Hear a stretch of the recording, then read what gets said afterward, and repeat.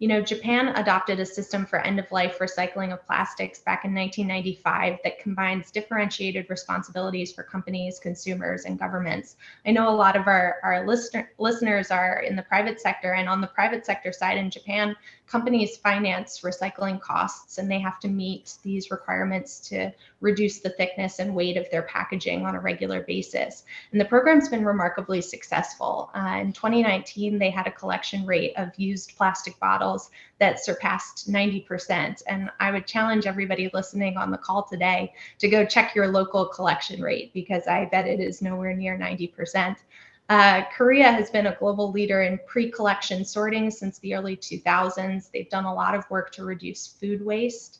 They actually have this system for tracking household food waste that uses radio frequency identification codes on food disposal bins that allow the government to measure the success of food waste reduction campaigns in targeted areas.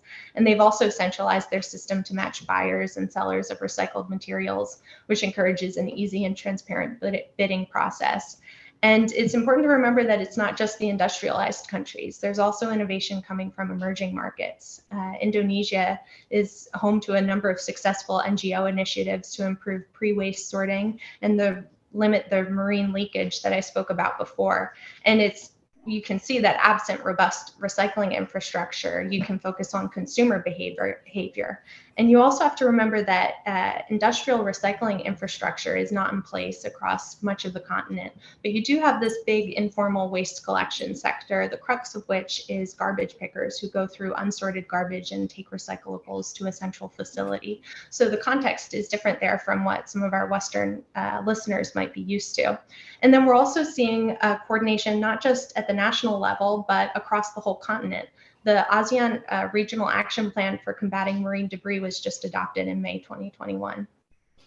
Yeah, this kind of brings some of the issues that Ian and Tak raised earlier, both on day one and this morning, that in a GZERO world where global leadership is absent, there's even a larger opening for Asia to become this authority if more Asian countries can overcome the problems associated with the plastic packaging and end of use, right?